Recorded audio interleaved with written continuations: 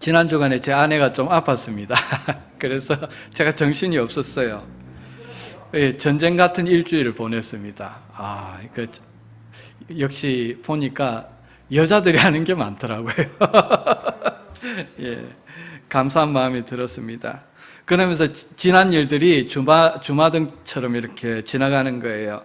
제가 미국에 처음 와서 아내를 어떻게 만났고, 결혼을 했고, 어떻게 자녀를 가졌고, 이렇게 공부를 해서 또 박사과정까지 하고 지나온 날들이 주마등처럼 지나갔습니다. 쉬운 과정은 아니었는데, 그런데 되돌아보니까 한마디로 정리되는 단어가 은혜였어요. 모든 게 은혜더라고요. 그러면서 제 입에서 이 오늘 본문인 시편 23편이 계속 이렇게 나오는 거예요. 나오면서 의지할 데가 하나님밖에 없잖아요.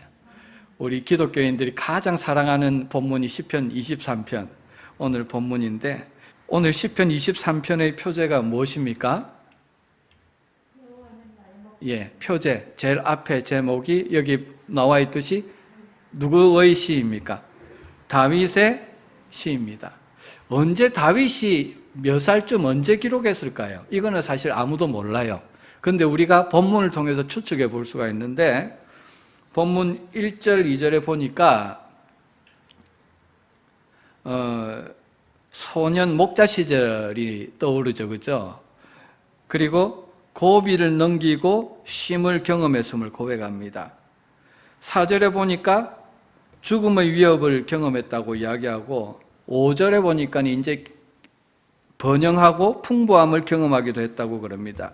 그래서 우리가 이런 증언들을 다 볼 때 어린 시절은 아닌 것 같잖아요. 그죠? 사울에게 핍박당하고, 그죠? 우리 친구에게 배신도 당하고, 많은 어려움을 겪고, 어느 정도 인생을 많이 겪은 후에 하나님께 고백한 시편이 아닌가 우리가 생각을 합니다. 그런데 그것들을 다윗이 뒤돌아보면서 지날 때는 정말 죽을 것 같은 힘든 과정이었는데 돌아보니까 뭡니까? 그 뒤에 누가 있었습니까? 지날 때는 안 보였는데 여호와께서 계신 거예요. 그러면서 감격하면서 하나님의 은혜를 노래하고 있는 것입니다. 어떻게 시작합니까? 본문 1절인데요. 시작. 여호와는 나의 목자시니 내가 부족함이 없으리로다. The Lord is my shepherd. I shall not be in want. 그리고 다윗이 이렇게 지난 시절을 되돌아보면서 하는 첫 고백이 여호와로 시작합니다. 그때는 잘 안 보였는데, 문제가 크게 보였는데 지금 보니까 뭐가 크게 보입니까? 여호와 하나님이 크게 보이는 거죠. 여호와가 여러분 어디에 나옵니까? 출애굽기 3장 14절에 원래 처음 등장하죠. 모세가 하나님을 처음 만났을 때, 그죠? 80세 된 늙은 목동이 되었을 때, 처음 만났을 때 하나님께 이름을 묻잖아요. 하나님, 백성들이 가서 이야기하면은 누가 보냈다고 물을 건데 뭐라고, 하나님 이름이 뭐라고 이야기할까요? 이때 하나님이 주신 이름이 여호와, I am who I am, 나는 스스로 있는 자다, 이렇게 주셨습니다. 그런데요, 여러분, 하나님은 모세가 잘 나갈 때, 애굽의 왕자로 있을 때 40세 때 그때 나타나셔서 성령도 주시고 해서 일 시키시면 될 텐데, 그때 잘 나갈 때는 침묵하시고 계시다가 살인자가 되고 망명을 해서 미디안 광야 가서 그 전성기 시절을 목동으로 40년을 보내고 이제 늙은 80세가 된 노인일 때 가시떨기 불꽃 가운데 나타납니다. 모세를 부르십니다. 나는 여호와다 이야기합니다. 모세는 그때 여호와를 보지 못했죠. 뭐부터 봤습니까? 연약해진 자신의 처지만 봤습니다. 하나님, 저는 못합니다. 말도 못하고요. 지식도 없고 어눌합니다. 그러면서 7번, 8번을 계속 하나님의 부르심에 제대로 반응하지 못합니다. 그런데요, 하나님은 그 연약한 모세, 열등감에 사로잡혀 있는 패배자 의식을 가진 모세를 들어서기를 기뻐하셨다는 거예요. 하나님이 한번 누구를 붙드시면은요, 그 사람이 아무리 연약하고 실패자의 삶을 살았든지 관계없이 하나님이 계획하신 그 계획으로 들어서셔서 놀라운 위대한 지도자 모세를 만든다는 것입니다. 그것들이 오늘 저와 여러분의 이 삶 속에서도 이루어진다는 거죠. 내가 그렇게 이루겠다는 하나님의 강렬한 메시지가 오늘 이 본문에 포함되어 있는 거죠. 여호와라는 고백 속에. 그런데 이 여호와, 다윗이 이제 이 여호와가 크게 보여서 여호와라고 시작을 하는데 여호와가 누구라고 고백합니까? 나의 뭐다? 목자다. 이게 단순히 나오는 말이 아니에요. 나의 목자다. 엄청나게 무거운 말입니다. 하나님은 나의 목자시고, 그러면 나는 뭐라는 겁니까? 그분이 기르시는 양이라는 말이 지금 포함되어 있어요. 여러분 양 알죠? 양. 양은 참 눈이 안 좋아요. 근시해요. 앞에밖에 못 봐요. 그래서 조금 저 앞쪽 길에 낭떠러지가 있어도 잘 몰라요. 가시덤불이 있어도 잘 몰라요.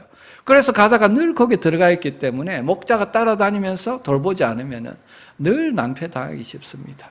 그런데 고집이 얼마나 세냐? 아무리 이쪽으로 해도 지 고집대로 갑니다. 그래서 목자가 지팡이와 막대기를 들고 인도하는 거예요. 다윗이 여호와께서 나의 목자라고 했을 때 내가 그런 양이라는 거예요.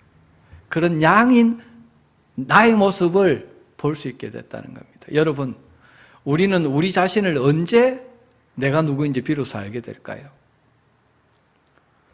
여호와 하나님을 알게 되고 그분을 만났을 때 그분 안에서 내가 누구인지 비로소 알게 됩니다. 여호와 하나님은 우리의 누구십니까? 창조주시잖아요.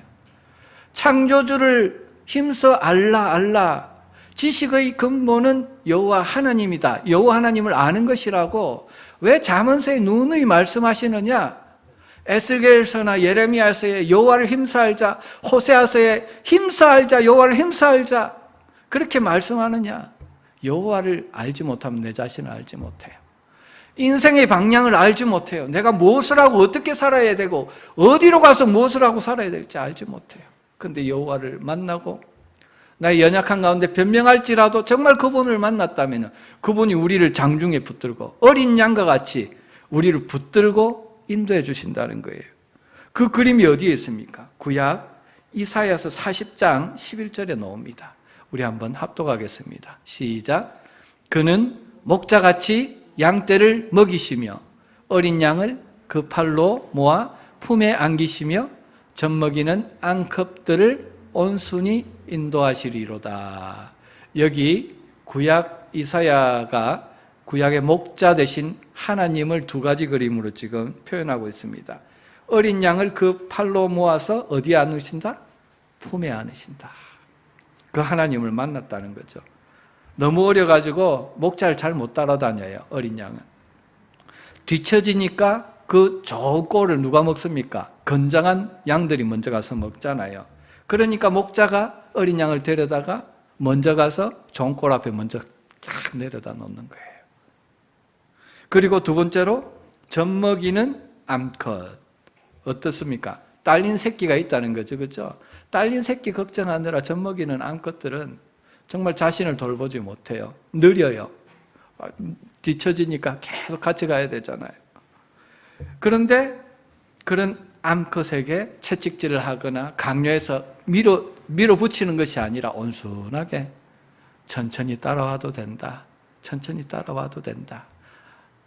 다른 사람이 알지 못하는 그 꼴을 내가 예배해놨다. 너를 위해서 천천히 이렇게 인도하시는 그 하나님을 만났다는 거죠. 그분이 나의 목자가 되신다. 구약 성도들은 이렇게 지금 고백하고 있습니다.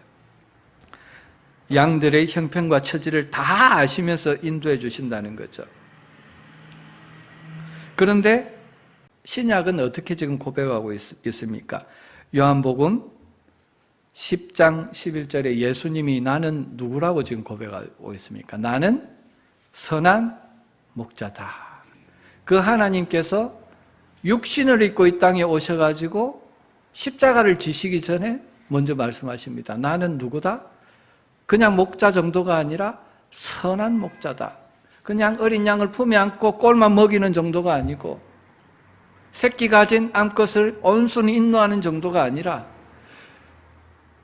그들을 위해서 뭐까지? 나의 목숨까지 버리는, 나 목숨보다 그들을 더 귀히 여기는 목자다. 그래서 나는 선한 목자다.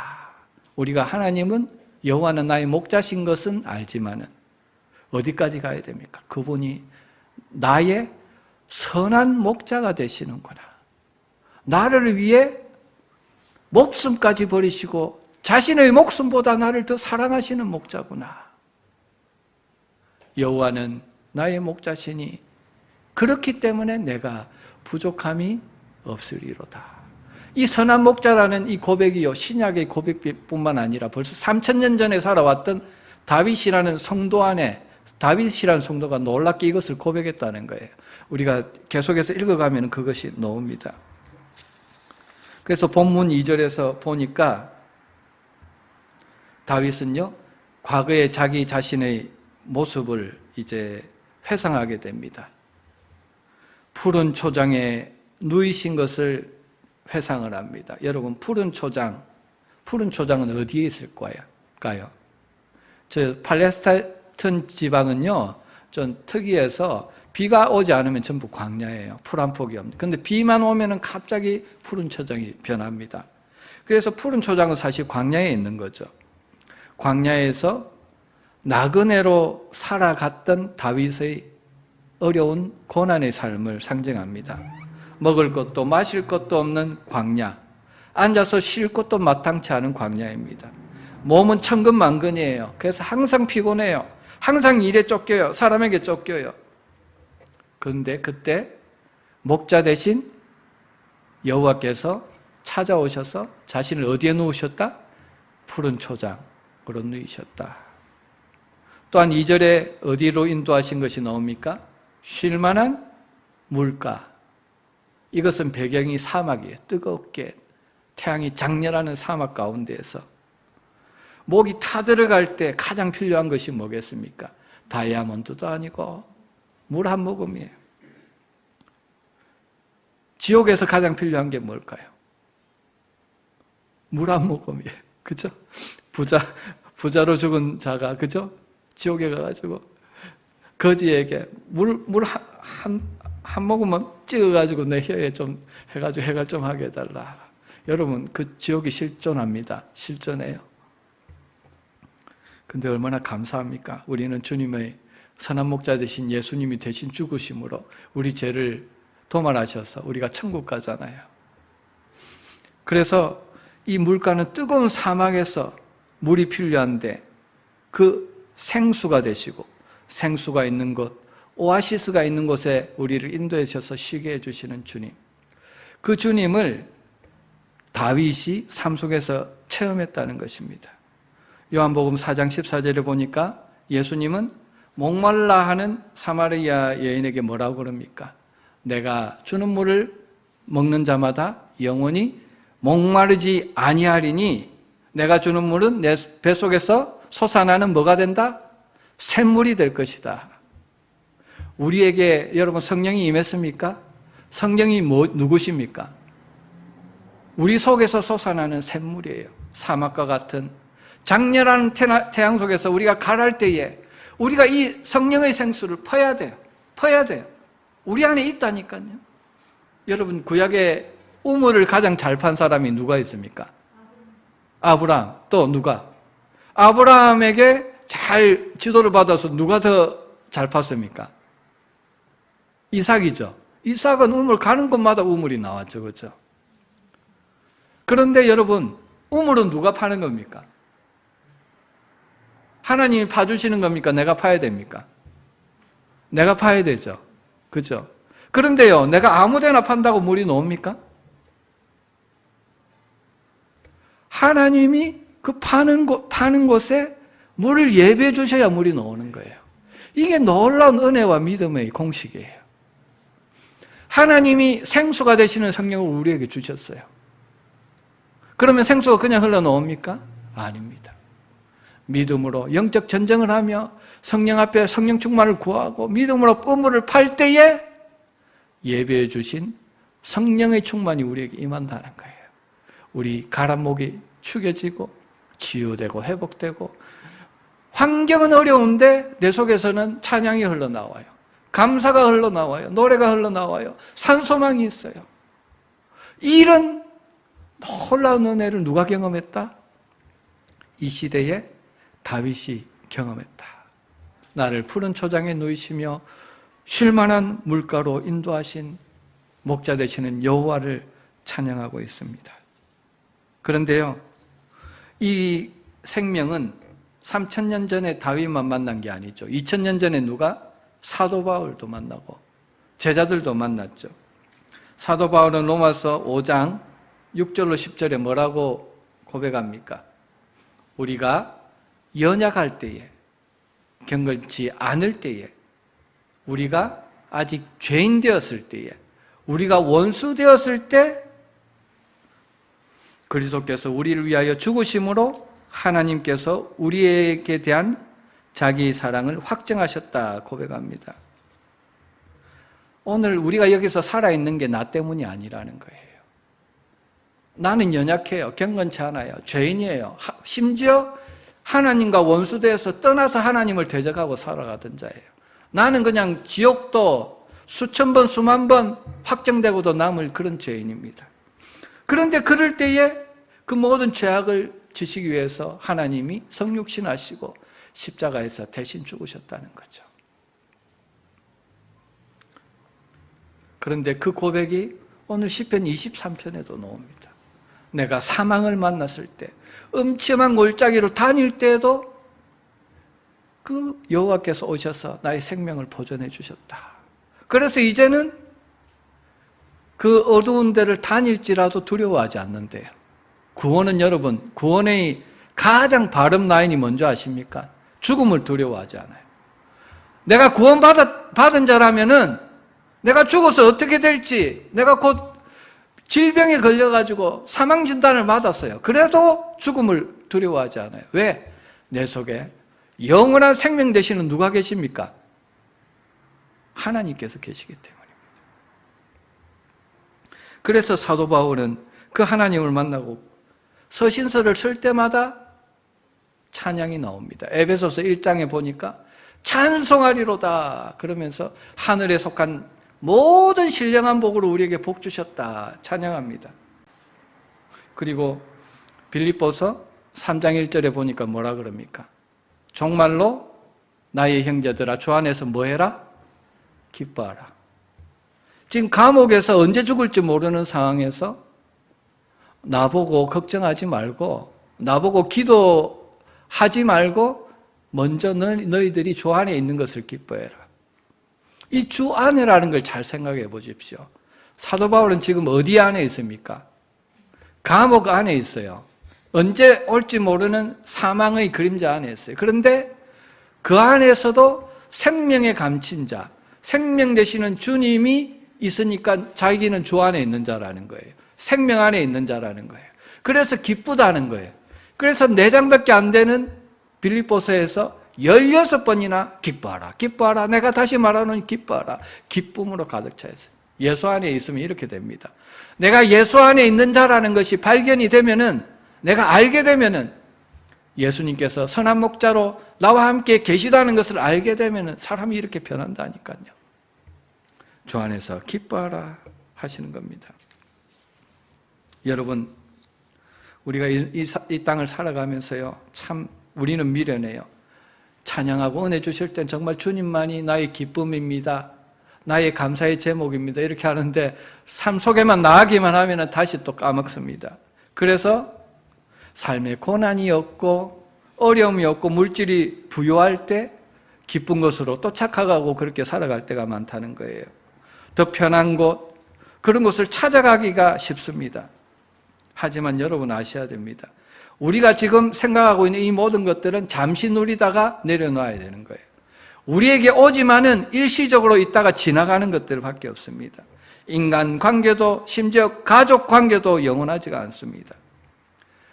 늘 있는 게 뭡니까? 나와 늘 있는 건 뭡니까? 나 자신이에요. 나는 항상 나와 있어요. 제 와이프가 없지만은 나는 늘 나와 함께 있어요. 늘 있는 건 나밖에 없어요.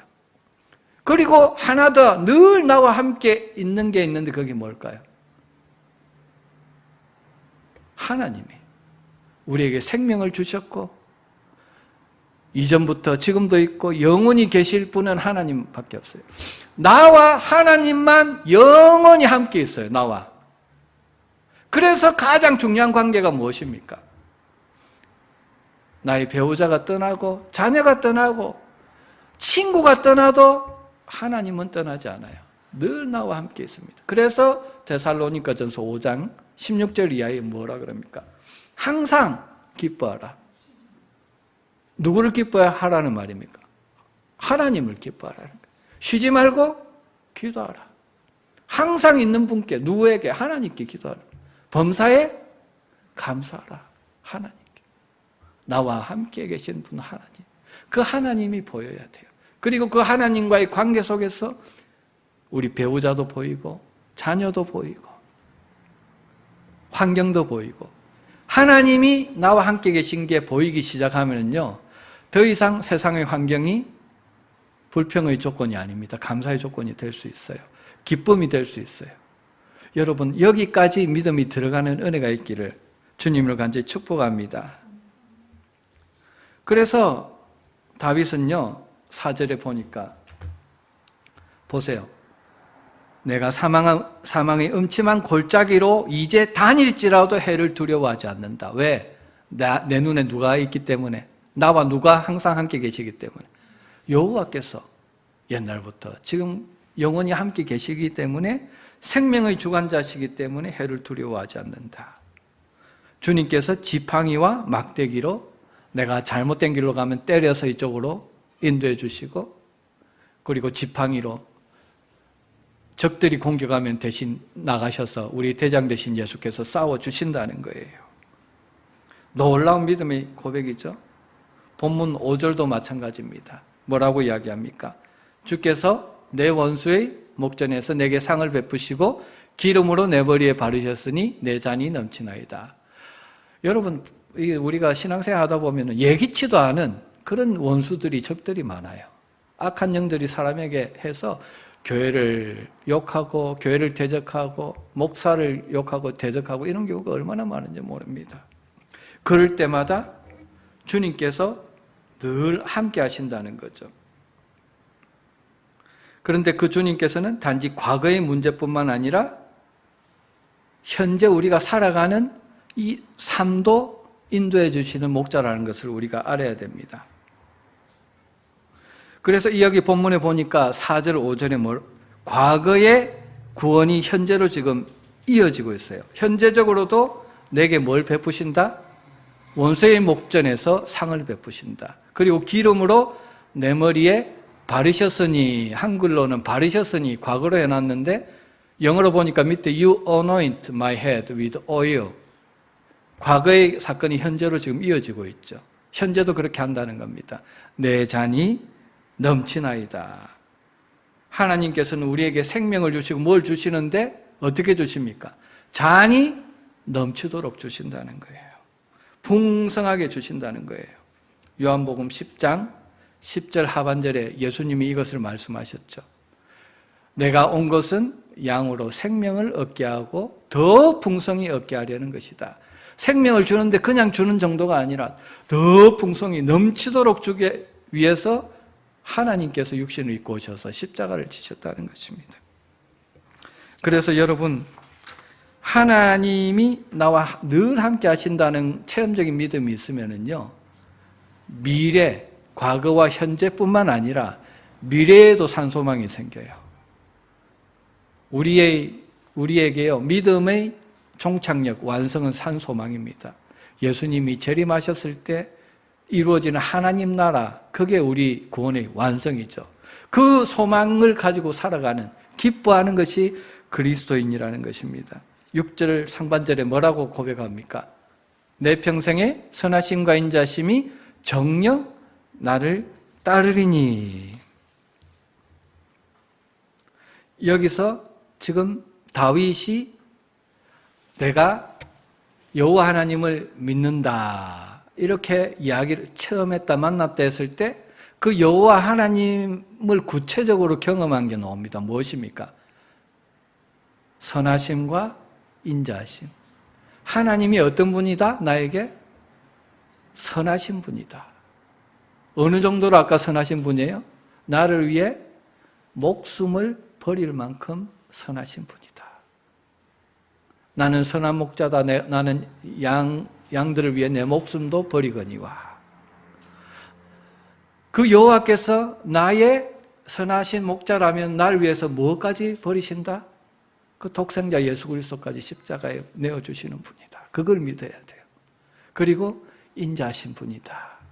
구약의 헤세드라는 단어인데 사랑입니다. 신약으로 번역하면 사랑입니다. 그 사랑은요, 이 온 지구의 다른 것들과 나 하나를 바꾸지 않는 사랑이에요. 내가 와이프를 사랑할 때 와이프하고 다른 사람을 바꿀 수 있습니까? 없습니까?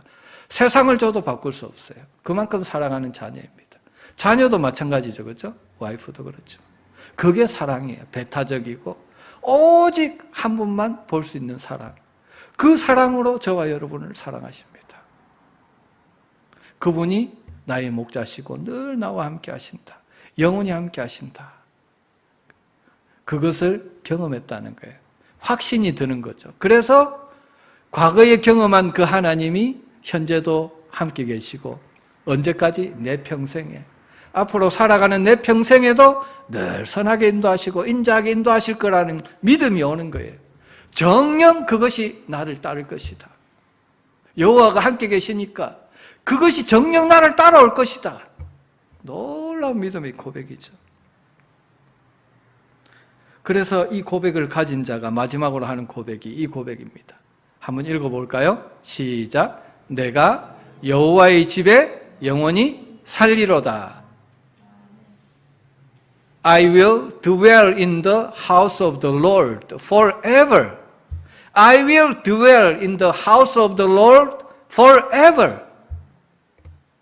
이 고백에는 두 가지 의미가 있습니다. 먼저 나에게 행하신 과거에 행하신 하나님의 선하심과 인자하심을 미루어 볼 때에 현재 나의 모든 고난과 어려움도 여호와께서 선하게 합력해서 선을 이루어 주실 거라는 믿음이 있어요. 그리고 더 나아가서 여호와의 집에 앞으로 영원히 거하게 하실 것이라는 그 믿음까지 있는 거예요. 그리고 두 번째는 그 믿음으로 이제 삶을 결단합니다. 그냥 하나님께서 나를 인도해 주실 것이다 하고 수동적으로 믿는 믿음이 아니라 영원히 여호와의 집에 살겠다, 살겠다, 예배하며 살겠다, 기도하며 살겠다, 영적 전쟁을 하며 죄와 싸우며 살 것이다. 하나님이 인도하시는 은혜가 있고 내가 그 은혜와 연합해서 달려가는 믿음의 결단이 있다는 겁니다. 그래서 어떤 목사님이 이렇게 표현하더라고요. 은혜 100%, 믿음 100%입니다. 은혜 100%가 우리 거 아무것도 없는 게 아니라 은혜 100%, 믿음 100%. 이렇게 해서 하나님이 구원을 이루어 가신다는 것이죠. 오늘 말씀을 정리하기를 원합니다. 오늘 저와 여러분들은요, 시인처럼 광야를 지나고 사망을 지나는 순례자예요. 우리의 본향이 어디입니까? 우리의 시민권은 하늘에 있다. 그래서 늘 거칠고 메마른 길을 이 땅을 걸어야 하고요. 죄와 싸워야 합니다. 쉽지가 않습니다. 기도해야 됩니다. 성령 충만을 받아야 됩니다. 우리와 함께 하시는 선하시고 인자하신 목자가 계신 것을 믿으시기 바랍니다. 선하신 뜻을 이루기 위해서 우리를 이기는 자로 여호와의 집에 거하게 하시기 위해서 오늘도 성령을 부어주시고 충만케 해주십니다. 우리 속에 사막에서 샘솟는, 영원히 샘솟는 성령을 보내주셨습니다. 누구든지 믿음으로 파기만 하면은 생수를 줄 것이다, 성령 충만을 줄 것이다. 이 믿음 붙들고 기도하며 여호와 선하신 목자를 더 많이 경험하고 찬양하고 감사하는 어디를 가든지 무엇을 하든지 그런 저와 여러분 되시기를 주님으로 간절히 축복합니다.